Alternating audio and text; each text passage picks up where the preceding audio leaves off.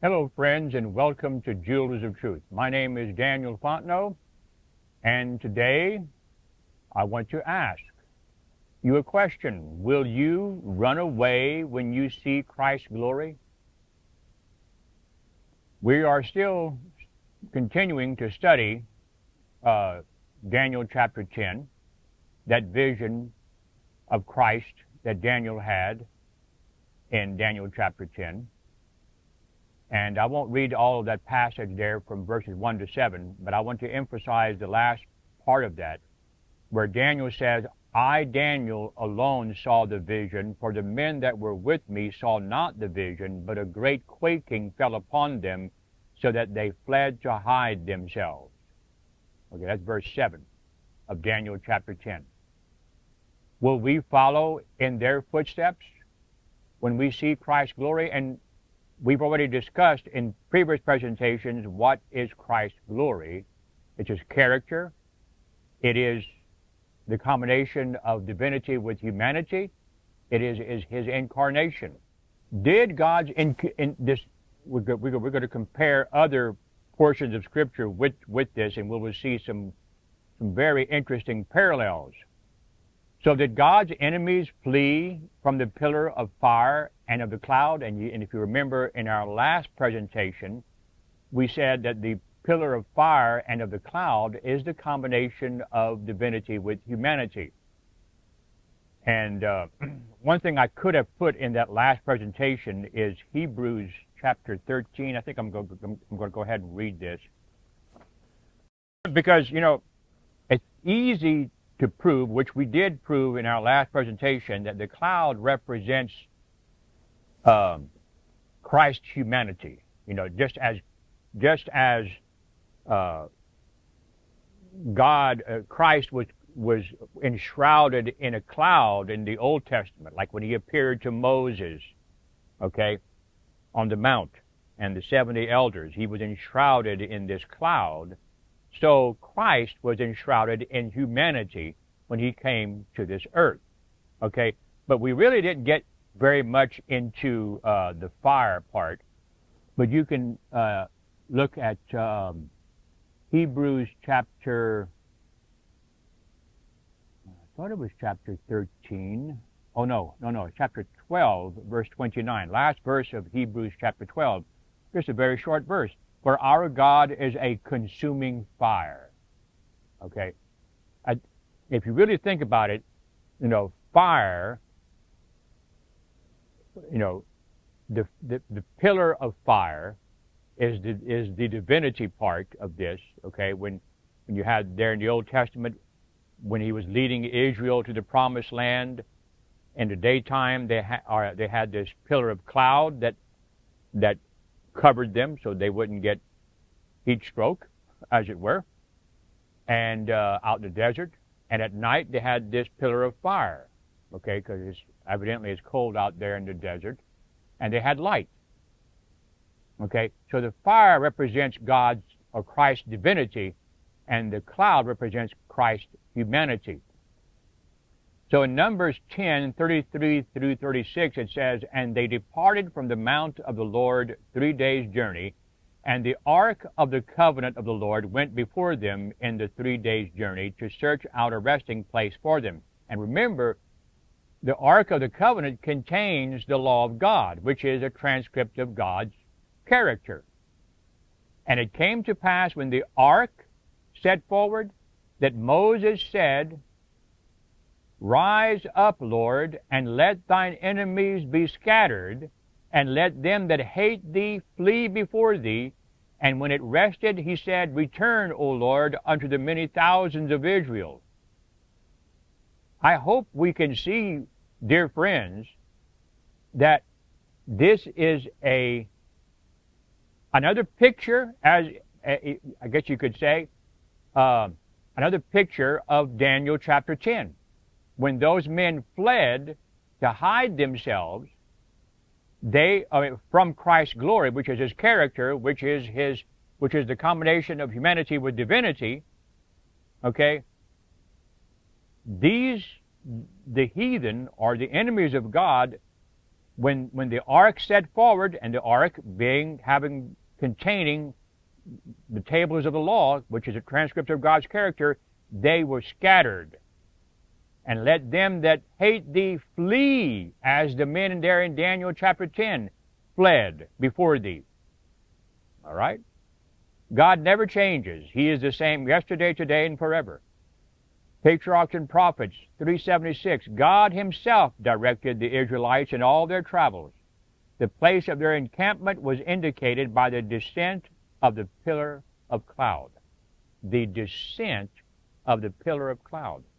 And so long as they were to remain in the camp, the cloud rested over the tabernacle. When they were to continue their journey, it was lifted high above the sacred tent. A solemn invocation marked both the halt and the departure. It came to pass when the ark set forward that Moses said, Rise up, Lord, and let thine enemies be scattered, and let them that hate thee flee before thee. And when it rested, they said, Return, O Lord, unto the many thousands of Israel. Numbers 10:35 through 36. Patriarchs and Prophets 3:76. So in fleeing from the pillar of fire and of the cloud, God's enemies were fleeing from the flashing forth of Christ's divinity through humanity in the same way that the men who were with Daniel fled from the vision of Christ's divinity flashing through humanity. And the Egyptians fled for the same reason. In Exodus 14, verses 24 and 25, And it came to pass that in the morning watch the Lord looked unto the host of the Egyptians through the pillar of fire and of the cloud, and troubled the host of the Egyptians, and took off their chariot wheels, so that they drave them heavily, so that the Egyptians said, Let us flee from the face of Israel, for the Lord fighteth for them against the Egyptians. They fled. Yes, they fled from the face of Israel, but they were fleeing because the Lord was fighting against them, and the Lord was manifesting himself through this pillar of fire and of the cloud. There is so much in the Bible about the glory of God and the combination of divinity with humanity. It is absolutely amazing. So, in this long passage here from the book, The Desire of Ages, we see the same thing happening. This is taken from The Desire of Ages, pages 157 to 162. This is the cleansing of the temple the first time. With searching glance, Christ takes in the scene before him as he stands upon the steps of the temple court. With prophetic eye, he looks into futurity and sees not only years, but centuries and ages. He sees how priests and rulers will turn the needy from their right and forbid that the gospel shall be preached to the poor. He sees how the love of God will be concealed from sinners, and men will make merchandise of his grace. As he beholds the scene, indignation, authority, and power are expressed in his countenance. The attention of the people is attracted to him. The eyes of those engaged in their unholy traffic are riveted upon his face. They cannot withdraw their gaze. They feel that this man reads their inmost thoughts and discovers their hidden motives. Some attempt to conceal their faces.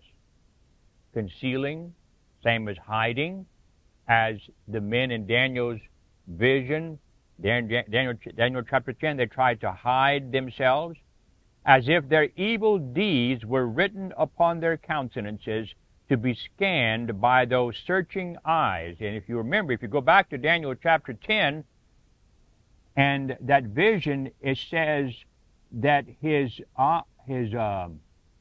eyes were as lamps of fire. Okay?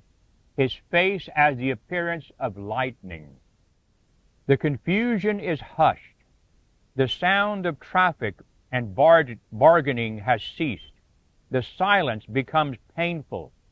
A sense of awe overpowers the assembly. It is as if they were arraigned before the tribunal of God to answer for their deeds. Dear brothers and sisters, you know, those men there in Daniel chapter 10, it wasn't just that they fled and hid themselves because of this brightness of the glory. Because I know you can have light that it's so bright that you can't stand it, and I believe that God's glory is that way. Okay, it's so bright that it's painful, and you have to hide yourself, like Paul did there on the way to Damascus, the Apostle Paul. Okay, but also there comes in this a sense of awe. They feel as if they are arraigned before the tribunal of God to answer for their deeds. Looking upon Christ, they behold divinity flash through the garb of humanity. This is represented in Daniel chapter 10 because of that word linen. A certain man clothed in linen. The majesty of heaven stands as the judge will stand at the last day, not now encircled with the glory that will then attend him, but with the same power to read the soul. His eye sweeps over the multitude, taking in every individual. His form seems to rise above them in commanding dignity, and a divine light illuminates his countenance. His light, what does it say about it there in Daniel chapter 10? That his face was as the lightning. He speaks, and his clear ringing voice, the same that upon Mount Sinai proclaimed the law that priests and rulers are transgressing, is heard echoing through the arches of the temple, "Take these things hence, make not my Father's house an house of merchandise." And his words were as the voice of a multitude, there in Daniel chapter 10, verse 6. Slowly descending the steps and raising the scourge of cords gathered up on entering the enclosure, he bids the bargaining company depart from the precincts of the temple.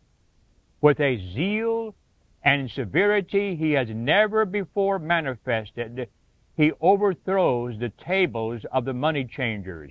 The coin falls, ringing sharply upon the marble pavement.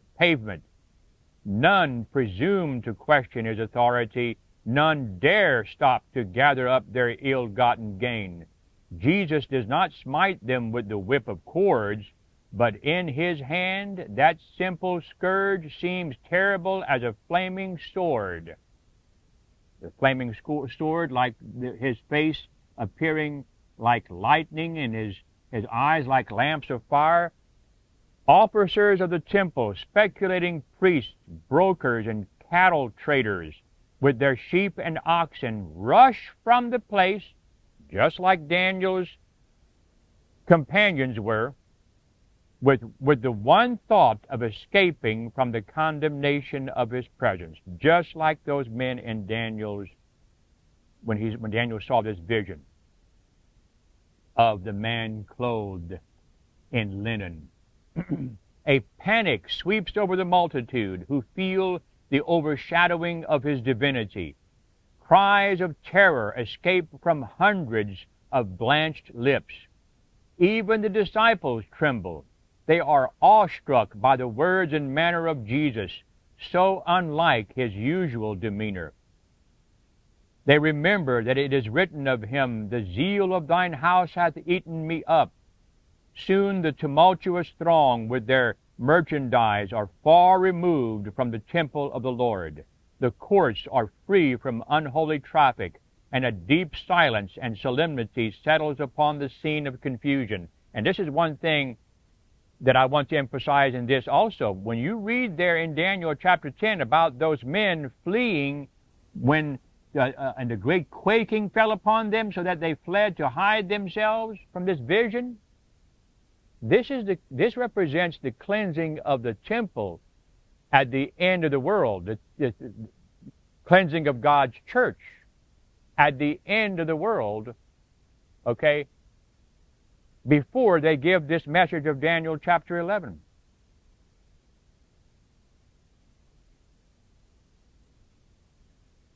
The presence of the Lord, that of old sanctified the mount. What mount? The Mount Sinai, has now made the temple reared in his honor, has now made sacred the temple reared in his honor.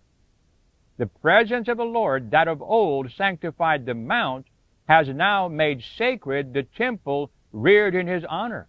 In the cleansing of the temple, Jesus was announcing his mission as the Messiah and entering upon his work. Parallel this, if you will, with Daniel chapter 10. If you understand that this is representing the cleansing of the temple at the end of the world, the temple of his church, Christ is announcing his mission as the Messiah and entering upon his work, the final work. That temple, erected for the abode of the divine presence, was designed to be an object lesson for Israel and for the world. From eternal ages, it was God's purpose that every created being, from the bright and holy seraph to man, should be a temple for the indwelling of the Creator. Because of sin, humanity ceased to be a temple for God. Darkened and defiled by evil, the heart of man no longer revealed the glory of the Divine One, but by the incarnation of the Son of God, the purpose of heaven is fulfilled. We must have a view of Christ's glory, his incarnation. Then the purpose of God will be fulfilled. God dwells in humanity, and through saving grace, the heart of man becomes again his temple. God designed that the temple at Jerusalem should be a continual witness to the high destiny open to every soul. But the Jews had not understood the significance of the building they regarded with so much pride. They did not yield themselves as holy temples for the divine Spirit. The courts of the temple at Jerusalem, filled with the tumult of unholy traffic, represented all too truly the temple of the heart, defiled by the presence of sensual passion and unholy thoughts. In cleansing the temple from the world's buyers and sellers, Jesus announced his mission to cleanse the heart from the defilement of sin, from the earthly desires, the selfish lusts, the evil habits that corrupt the soul. The Lord whom ye seek shall suddenly come to his temple, even the messenger of the covenant, whom ye delight in. Behold, he shall come, saith the Lord of hosts. But who may abide the day of his coming? And who shall stand when he appeareth? For he is like a refiner's fire, and like fuller's soap. And he shall sit as a refiner and purifier of silver. And he shall purify the sons of Levi, and purge them as gold and silver.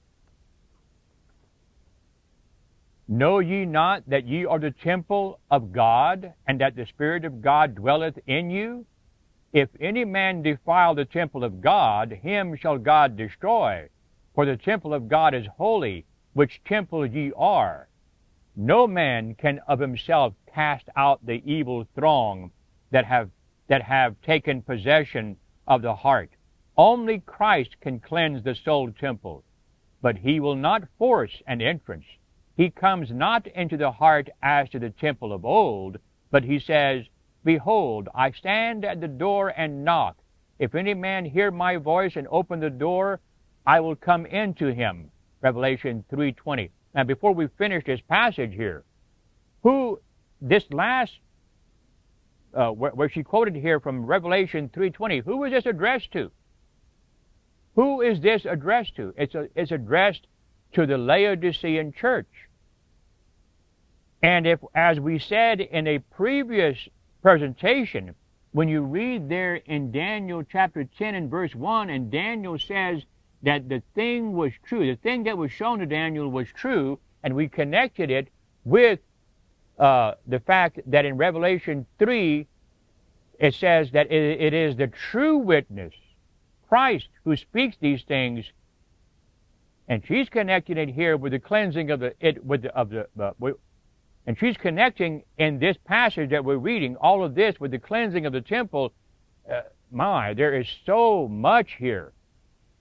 He will come not for one day merely, for he says, I will dwell in them and walk in them, and they shall be my people, and he will subdue our iniquities. And thou wilt cast all their sins into the depths of the sea. His presence will cleanse and sanctify the soul, so that it may be a holy temple unto the Lord, and an habitation of God through the Spirit. Overpowered with terror, the priests and rulers had fled from the temple court and from the searching glance that read their hearts, just as in Daniel chapter 10. In their flight they met others on their way to the temple and bade them turn back, telling them that what they had seen and heard. Christ looked upon the fleeing men with yearning pity for their fear and their ignorance of what constituted true worship. In this scene, he saw symbolized the dispersion of the whole Jewish nation for their wickedness and impenitence. The Desire of Ages, 157 to 158. There you have the dispersion here. There's so much connected with Daniel chapter 10 here. So, and this is related to the second coming of Christ. Revelation 6, 14 to 17. And the heaven departed as a scroll when it is rolled together, and every mountain and island were moved out of their places. And the kings of the earth, and the great men, and the rich men, and the chief captains, and the mighty men, and every bondman, and every free man, hid themselves in the dens and in the rocks of the mountains, and said to the mountains and rocks, Fall on us, and hide us from the face of him that sitteth on the throne, and from the wrath of the Lamb. For the great day of his wrath is come, and who shall be able to stand? This is Daniel chapter 10. And the great controversy, 334, thus was displayed the last of those signs of his coming, concerning which Jesus bade his disciples. When ye see these things, when you see all these things, know that it is near, even at the doors. After these signs, John beheld as the great event next impending, the heavens departing as a scroll, while the earth quaked, mountains and islands removed out of their places, and the wicked in terror sought to flee from the presence of the Son of Man. Daniel chapter 10 is prefiguring the second coming of Christ, without a doubt. Okay. And then we have the great controversy, 643. This is in the context of the second coming of Christ. There are those who mocked Christ in his humiliation. With thrilling power come to their minds the sufferer's words, when, adjured by the high priest, he solemnly declared, Hereafter shall ye see the Son of Man sitting on the right hand of power, and coming in the clouds of heaven. Now they behold him in his glory, and they are yet to see him sitting on the right hand of power. And remember something, before we finish this passage here, remember something. In an earlier presentation, we showed how Sister White, in the book Sanctified Life, says that what Daniel saw in Daniel chapter 10 was similar to what John saw in Revelation chapter 1. And in Revelation chapter 1, in another place, Sister White says, in the book Acts of the Apostles, that John saw what? Among other things, he saw in chapter 1 the second coming of Christ. So, if the vision of what Daniel saw in Daniel chapter 10 is similar to what John saw in Revelation chapter 1. Daniel is seeing the second coming of Christ in this vision. Wow. Okay, so continuing with this passage here from Great Controversy 643, those who derided his claim to be the Son of God are speechless now. These are men who are, they're beholding Christ coming. These are wicked men, okay, who are beholding. These are wicked men. The high priest, like Ananias, they will see Christ coming the second time. They are raised up to view Christ's second coming. All right? Those who derided his claim to be the Son of God are speechless now. There is the haughty Herod who jeered at his royal title and bade the mocking soldiers crown him king. There are the very men who with impious hands placed upon his form the purple robe, and upon his sacred brow the thorny crown, and in his unresisting hand the mimic scepter, and bowed before him in blasphemous mockery. The men who smote and spit upon the Prince of Life now turn from his piercing gaze and seek to what? Seek to flee from the overpowering glory of his presence. Those who drove the nails through his hands and feet, the soldier who pierced his side, behold these marks with terror and remorse. And then Great Controversy 643. I have the same page number here, and I think it's different.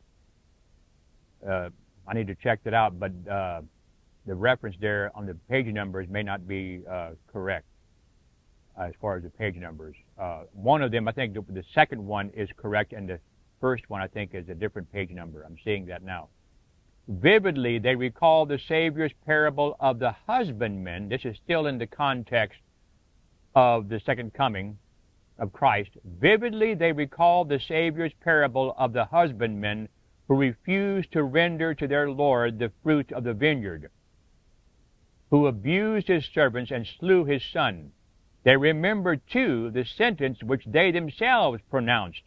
The Lord of the vineyard will miserably destroy those wicked men. In the sin and punishment of those unfaithful men, the priests and elders see their own course and their own just doom. And now there rises a cry of mortal agony, louder than the shout, "Crucify him, crucify him," which rang through the streets of Jerusalem, swells the awful, despairing wail. He is the Son of God. He is the true Messiah. They what? They seek to flee from the presence of the King of Kings. In the deep caverns of the earth, rent asunder by the warring of the elements, they vainly attempt to hide. Hide, just like the men there in Daniel's vision of Daniel chapter 10. Now, it says the Lord of... she mentions here in this passage the parable of the vineyard, okay? The Lord of that vineyard is that certain man. You have there in Mark chapter 12, verse 1, and they began to speak unto them, and he began to speak unto them by parables. A certain man, if you remember in our previous study, we mentioned those several verses that start with a certain man. A certain man, he's the Lord of the vineyard. He planted the vineyard and set an hedge about it, okay?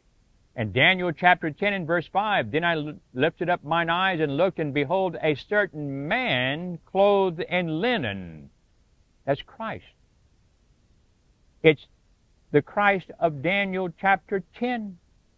Behold, a certain man whose loins were girded with fine gold of Uphaz.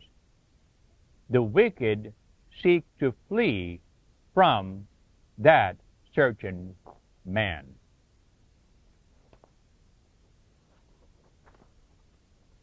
I hope that this has been a blessing to everyone who has watched this video, and I hope and pray that you will consider these things.